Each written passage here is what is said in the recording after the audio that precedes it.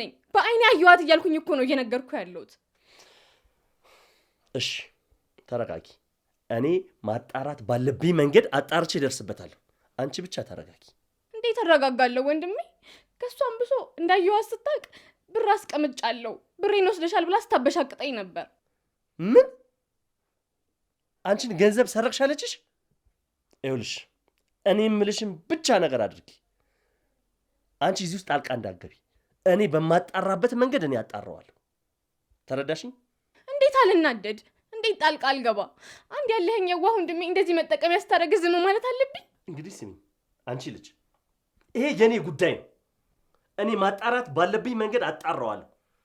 ስለዚህ አንቺ አርፈሽ ቁጭ በይ አሁን ደግሞኛል ገብቼ ማረፍ አለብኝ